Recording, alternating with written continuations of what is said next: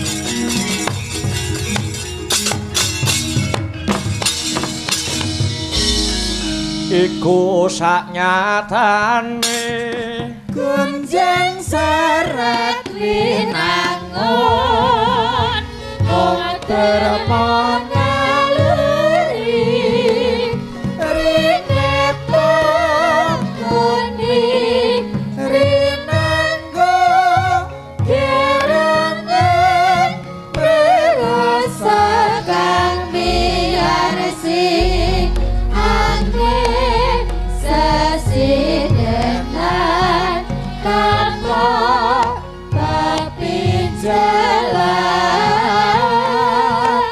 suwe-suwe menuju Brono Bangkit ada kami rokok sidra saya laptop sumanding kaliwe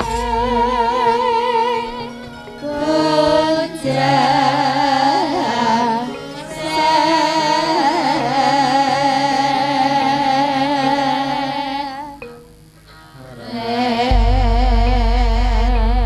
palugon laguning lekas lu kita linut tinggi tung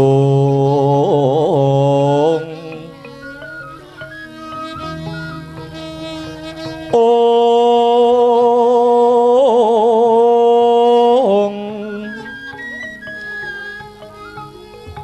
kadung katereng hamong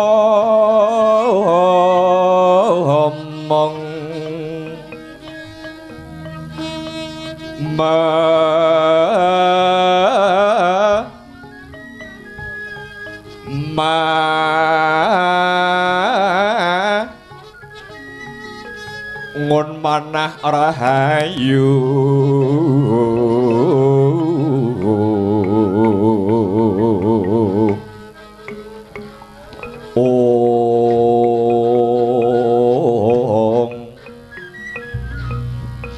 hayu wana tan agolong gumolong manadukara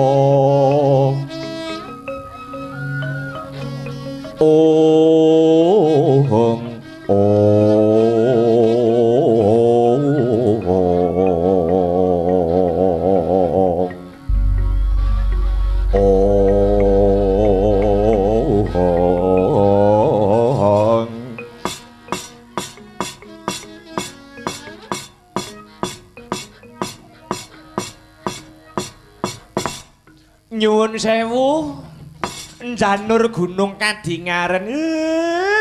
Gajeke kula ora weruh, prenjake padha ganter, jagone padha tarung.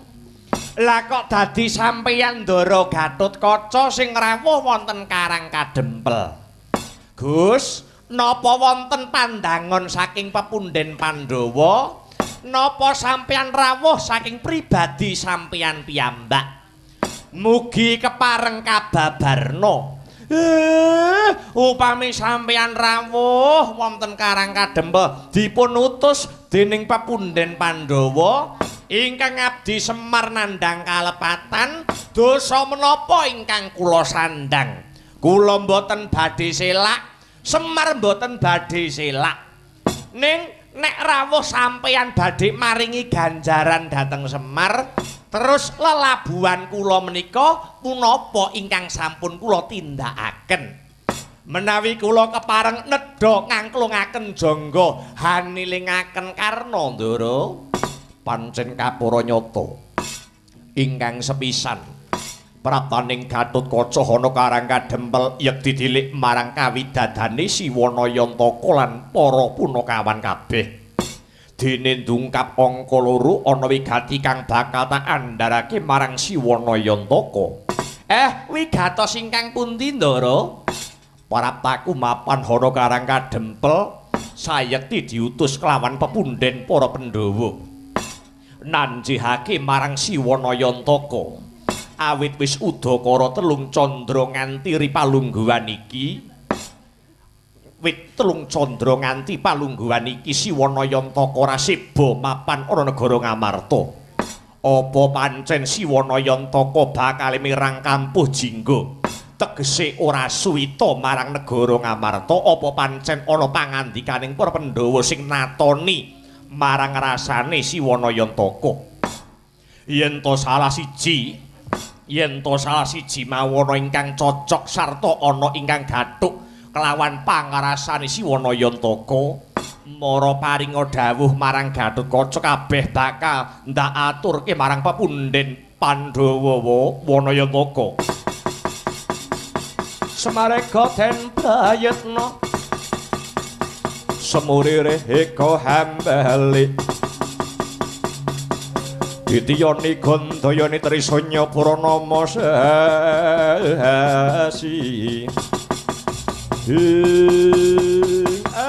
lae nyuwun sewu Den, menawi sampeyan paring pangandikan salah sawijining sing sampeyan ngendikake nyuwun pangapunten.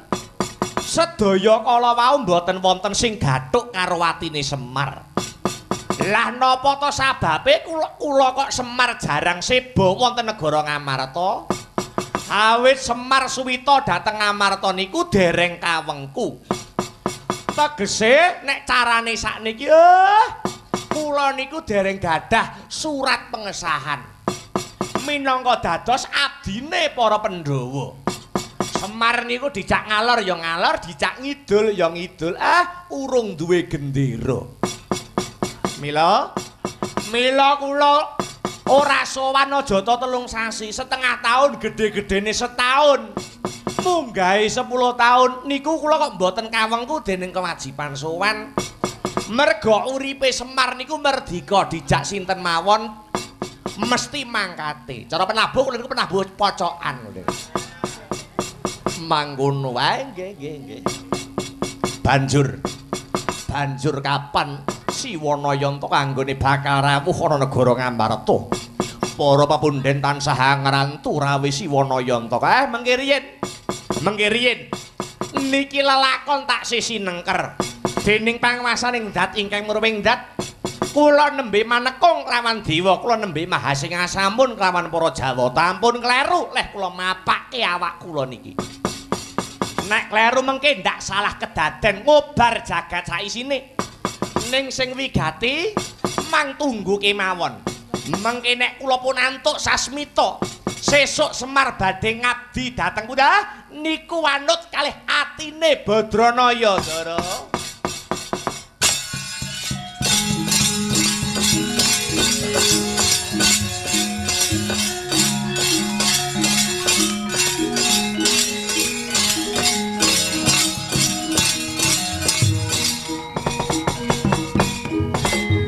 atas titis tetes pangandikaning Ki Lurah Nayantaka nadyan ing cipta tumanduk lawan Raden Gatotkaca Barandene sedaya para kawula sak padukuhan tintrim tumungkuling kisma midhangetaken sabdaning Sang Bamong Agung Ki Lurah Semar Badranaya pranyata sinebut pusaka kang bisa kandha jimat kang bisa ngucap rikala semanten gegodhongan datan mebah samirana datan lumampah kedadak gedher kawula sak padukuhan sami alok ana wanara kusika seta tegese kethek kang pulose putih wantun minggah ing pendhapi padukuhan repepeh pindha sata mungguing pekarangan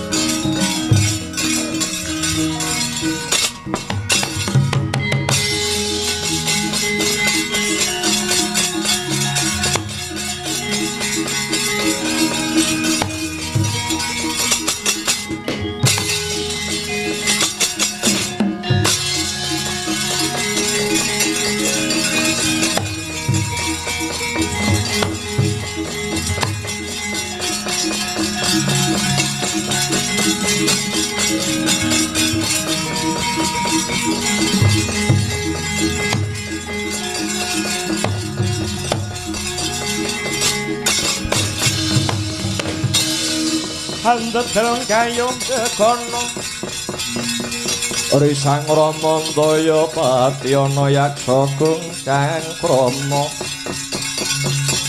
namane wela katak sini jejagi jroning warih pung badha kulam tanpa tuwa mina-mina daladri mila gugu saben ari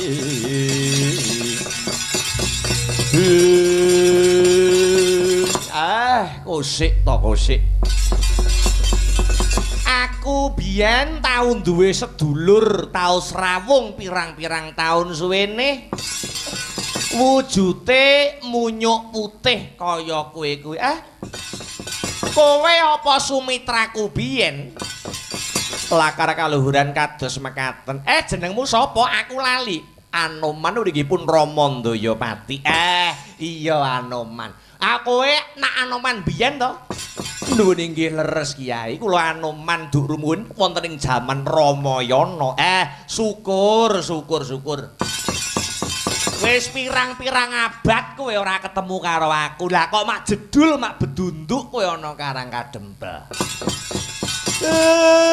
Anoman kowe rak ya slamet to man pangestu paduka nir ing sambikala Kyai kepareng kula ngaturaken sembah pangabekti mugi kunjuk wonten sahandap paduka Kyai iya ndak tampa ora liwat pangestuku tampanana ya man sampun kula tampi kula sunggi wonten mestaka andayanana kasantosan kusik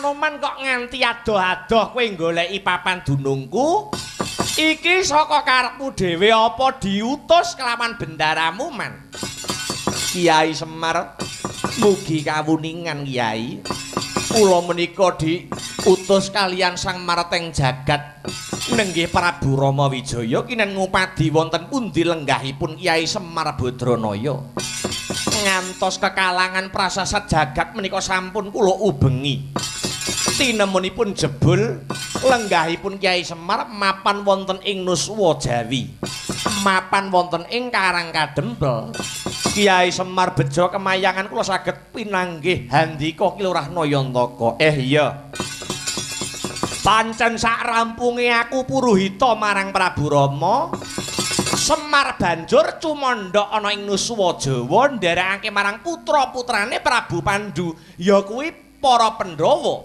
makaten Kyai iya lah banjur ngaten Kyai nyuwun sewu Sapengkeripun Kyai Semar dhateng Pancawati boten kendhat anggenipun Sang Prabu Rama nandhang duh kita. Duh kitaning penggalih awit kahanan ing Pancawati ingkang pendak dinten sangsaya surem. Bencana alam silih gumanti. Dereng malih para kawula ingkang nandhang keserakat ewadene para sentana praja kathah ingkang sami berdondi. Congkrah dredah minggahipun Pancabakah.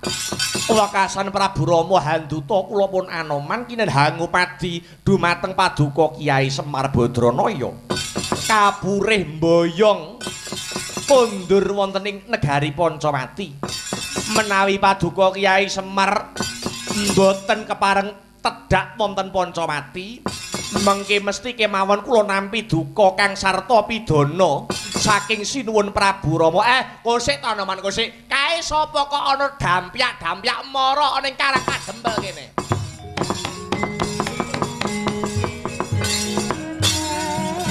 Anoman malumpat sampun prapting pinting naga sari.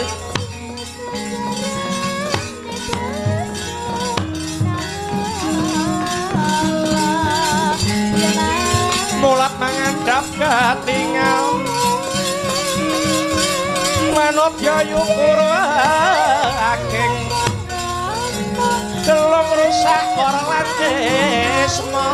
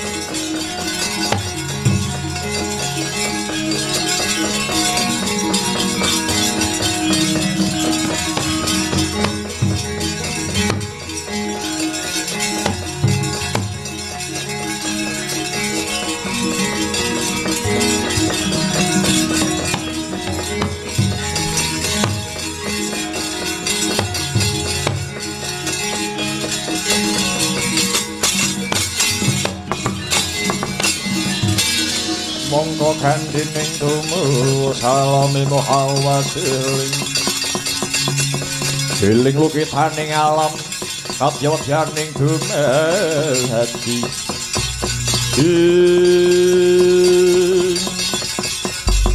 Ojo kaget Kyai Semar, aku ngaturke bektiku Kyai. Rumangsaku tamu renek enteke. Nek nanggap ora apa-apa nek ngeteri buket lho.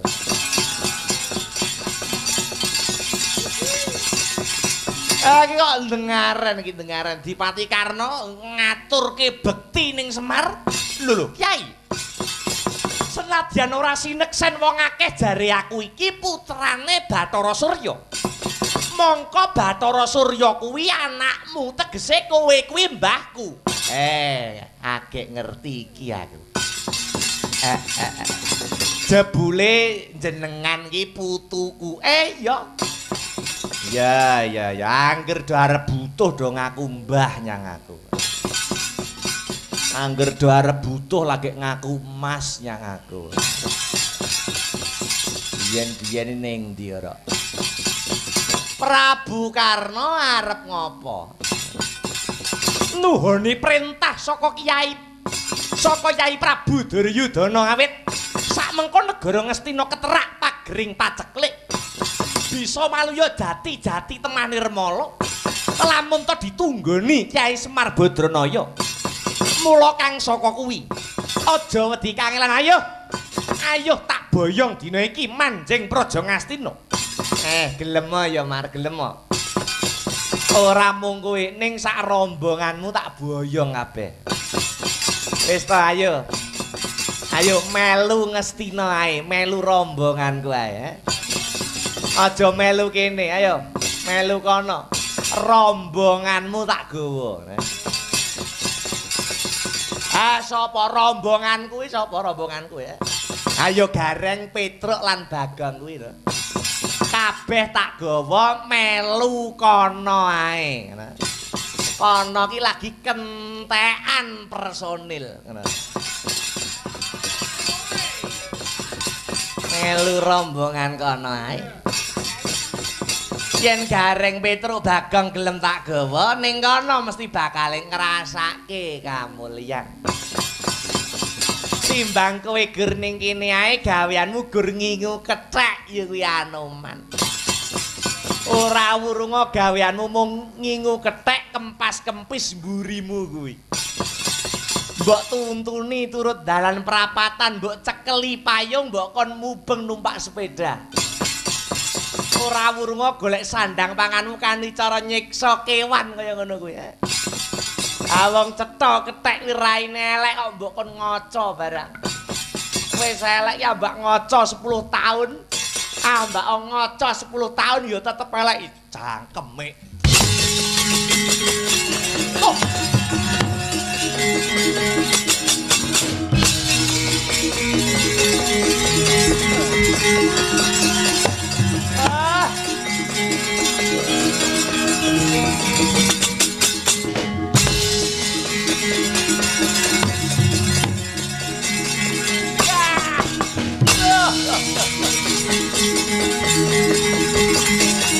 Kurawa, maju Kurawa.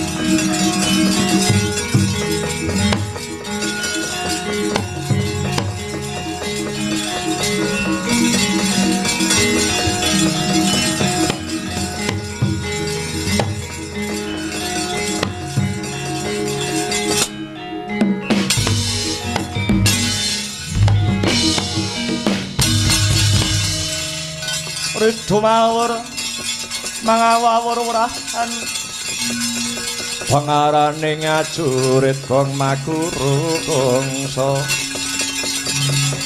tata kaya bukula mur panjiting krangga hesti miwang dwaja kang kekidir rakata ingkang dwaja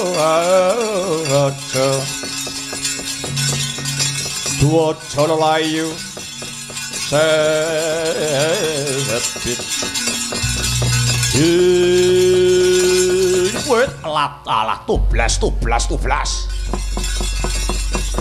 ana wanara kusika seta tekara kethek sing putih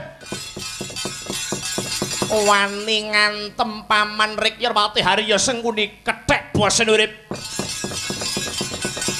ngaku sapa kang dadi aranmu mumpung durung dadi kuwandha tambuh marang aku Raden Anoman kang dadi jenengku Anoman ya Senggono bali takon ana barisan segelar sepapan payunge megar kaya jamur barat tumbayan nyerang aku Jatiangaran Sapa sing dadi cundhuking laku?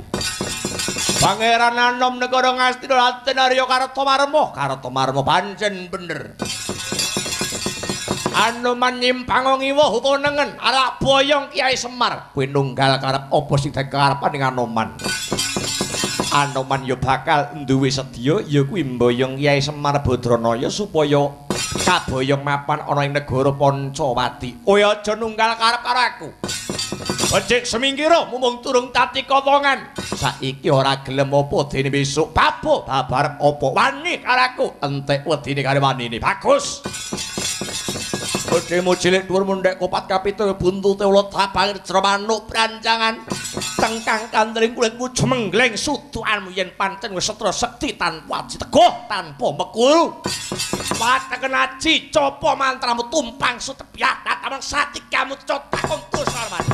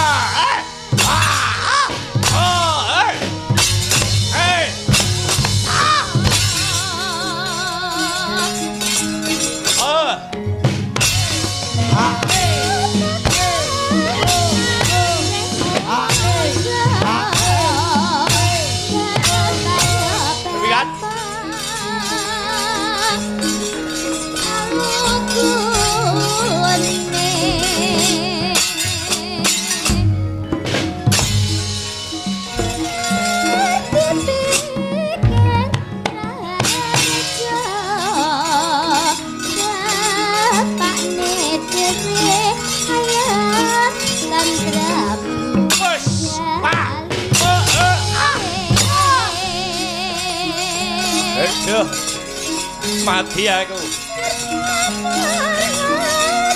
Gede. Hei. Bro. Hei, bos. Ai. Hei. Oh. Hei.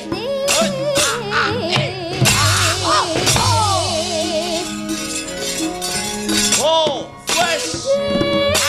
Go. Ayah. Oh.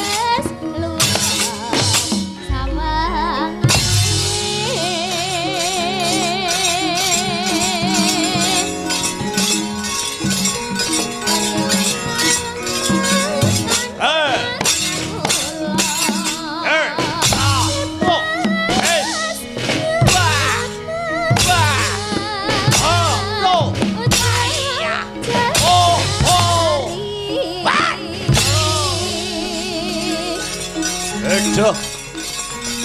Mati aku. Oh. Oh. No.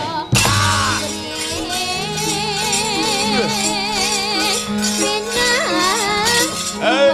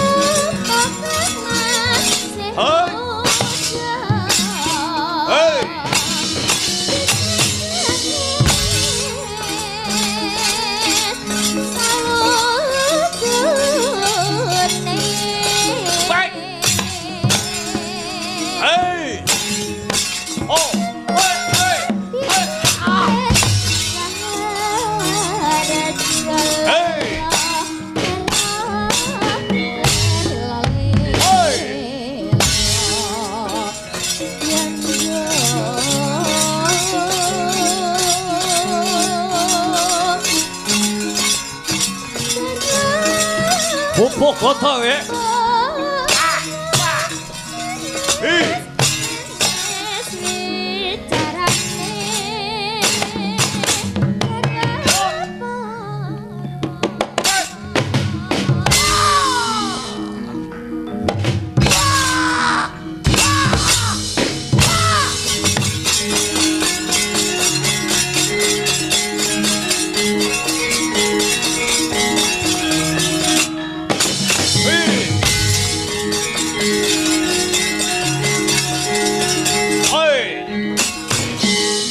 Kok leboke kebon binatang kowe. Ayo cobanen edan kepilundasmu kowe. Oh. Hei. Hot. Hi. Oh. Ah. Oh. Oh. At. Oh.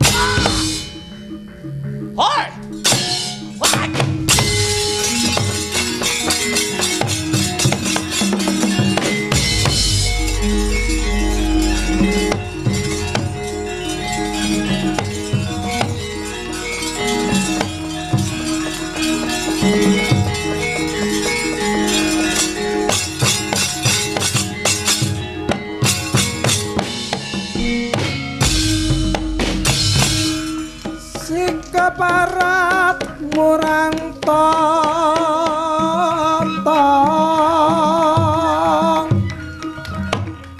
wani tanding kelawan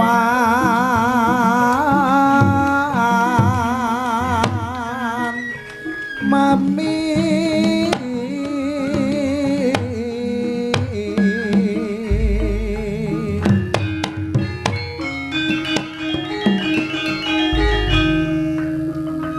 iki satria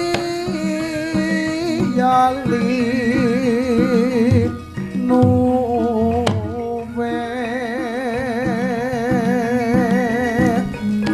jayeng palu bonsa yati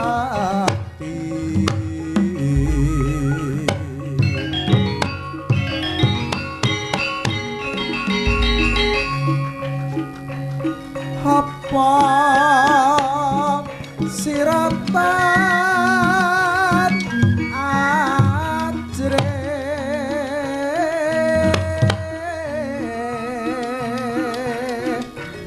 singalena praptan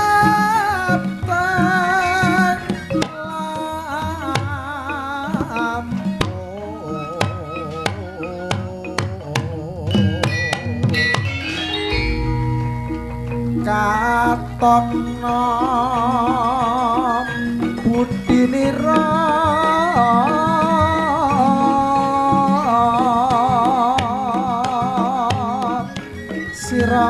siramasti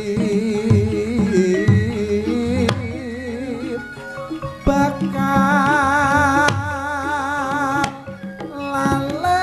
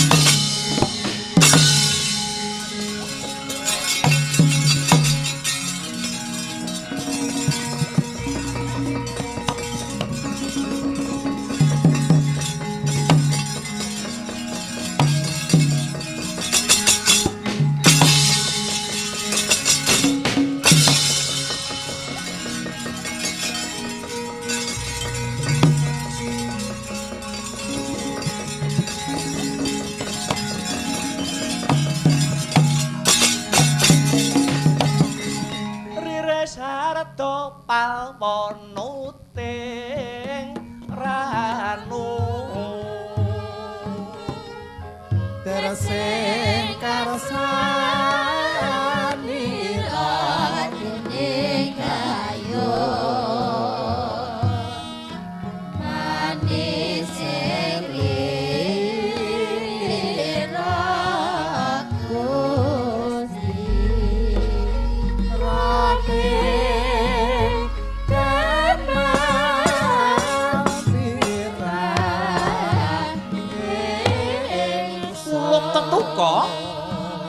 sira kelawan uwakmu ing Ngamarta. Kepiye pawartane sakuse jeneng sira kulup marak marang Karang Kadempel? Sewu kalepatan nyuwun tadah wadana. Sedaya dawuh pangandika para pepunden sampun kula aturaken dhateng Siwanayantaka. Gancanging cariyos Siwanayantaka nyuwun syarat sarana ingkang kedah dipun pinangkani. Lho nggih menika wujudipun Sekar Budak Tunjung Biru. Koko Prabu, kados pundi pamrayoginipun? Janaka, kula wonten dawuh. Siadi kang kulina ngayam wana, hanalasa sajroning wanawasa, manjing ana Karang Patisan. Upadinen ingkang ingaranan Sekar Budak Tunjung Biru. Menawi mekaten kalilan kula nyuwun pamit.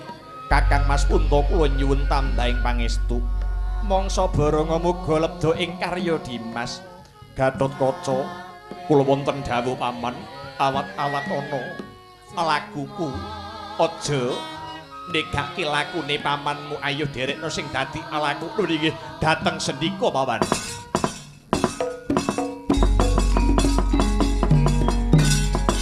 Sikra kang bala tumingal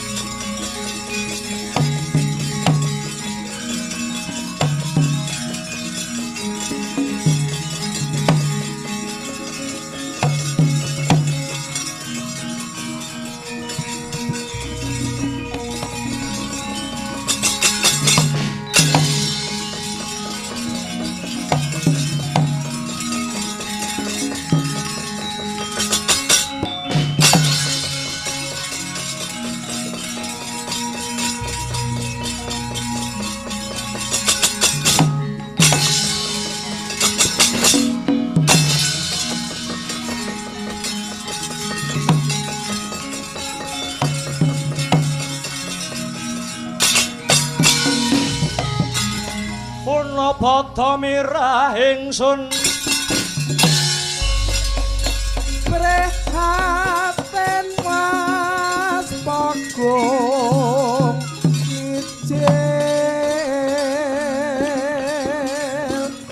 tuhu dahan tanpa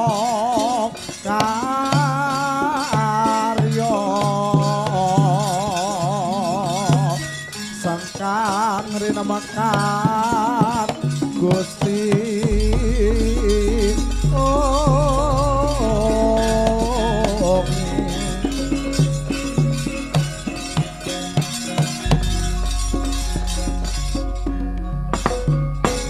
Hong ilahing nama sidam sidi sekaring buwana langgeng ulun waspadakake kaya wayah ulun Lesmana kang sowan ana kahyangan alang-alang kumitir sumengko pengawak bajra kang dadi lakumu anawit wonten perkawis ingkang sakelangkung wigatos Lesmana nyuwun lumunturing sih kanugrahan saking paduka Bukulun ingkang arupi Sekar Pudak Tunjung Biru.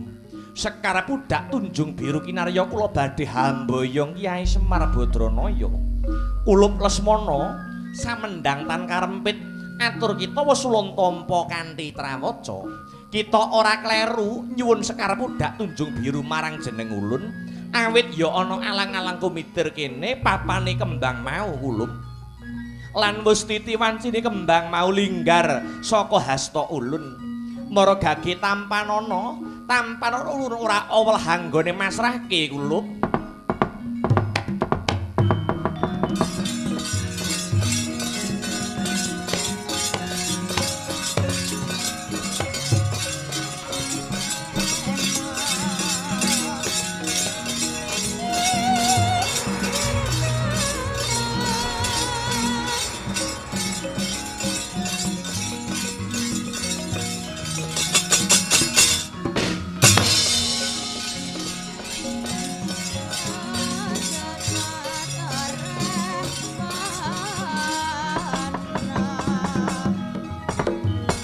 ngaturaken gunging panuwun Duh Bukulun. Iya, kula Lesmana tiba sepadha-padha. Sakwise sira sembada ngregem kembang Pudak Tunjung Biru, kita aja pegat ing pengati-ati ya nggih Lesmana. Ngestakaken dawuh Bukulun. Rehne sampun kasembadan panyuwun kula, keparenga kula nyuwun pamit badhe wangsul wonten ing Pancamati. Iya, Lesmana ulun nyangoni Raharja.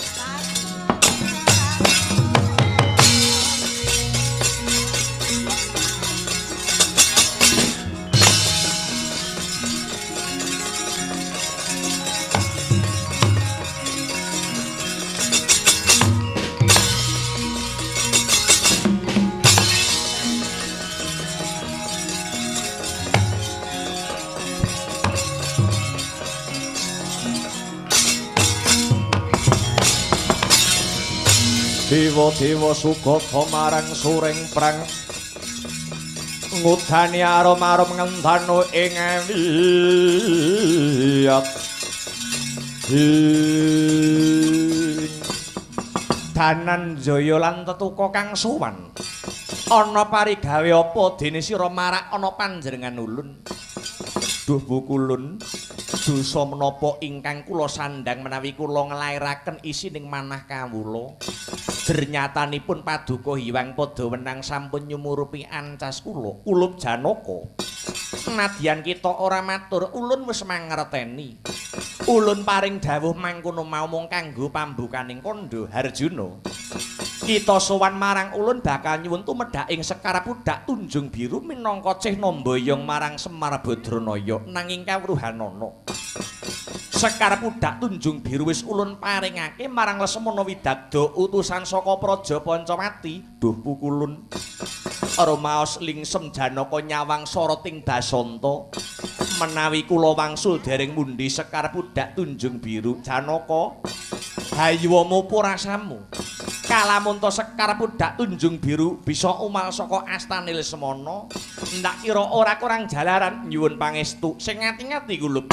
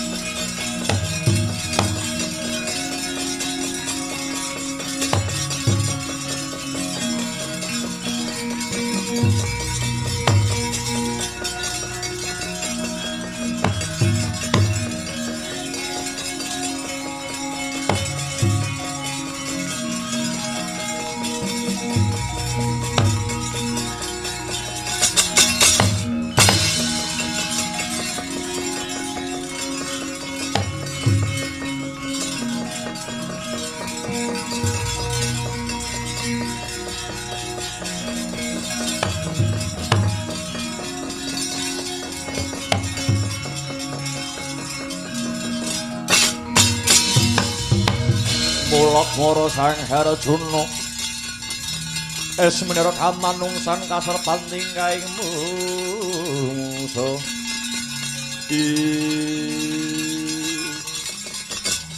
ana satriya kang ngendhek sing dadi lakuku kowe kuwi sapa? Panengah Pandhawa Harjuna kekasihku bali kowe. Aku Lesmana Widagda saka Praja Pancawati. Aku abdine aku Anoman.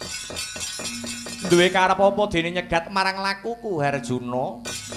Apa bener sira Lesmana wis bisa ngundi wujude Sekar Pudak Tunjung Biru? Ya kapara nyata. Ora tedeng aling-aling tedeng Sekar Pudak Tunjung Biru pancen wis ndak pundi. Yen pancen sira satriya kang ora serakah mara gage tak jaluk kembange kang sawiji. Waduh. Lah kok enak timen. Njaluk mung karyaba. Mongko anggonku budidaya sowan aning Hyang Padawenang betek lamun anggonku kepingin mundi Sekar Pudak Tunjung Biru kanggo cih nambayong Kakang Semar Badranaya. Yen tak jaluk siji ora kena tak jaluke kabeh kembange. Weh ladalah. Bagus. Jare kowe ngaku satriya. Jare kowe ngaku satriya ning kenang apa? Kok mentala begal ana dalan? Harjuna. Kebara Anoman duwe sayembara. Apa sayembaramu? Kelakon kowe ngrebut kembang Pudak Tunjung Biru wis kelakon nglangkai bangkin Anomadiri.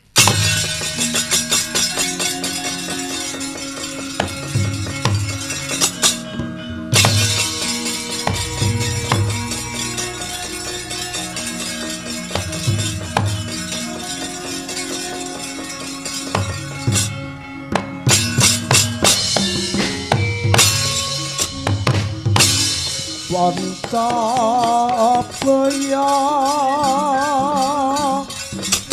nanggehyan kekalih tanding yudha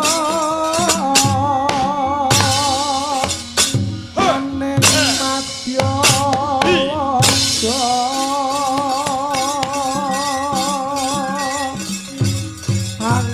dar kasudirane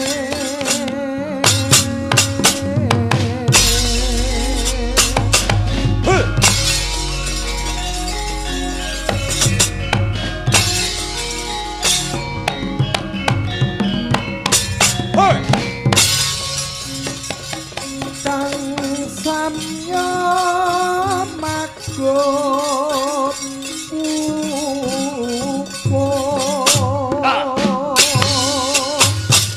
satriya pan kang tubuh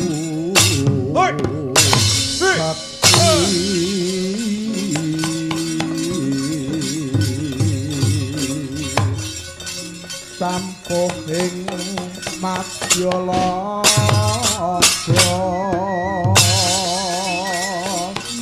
tan ana kang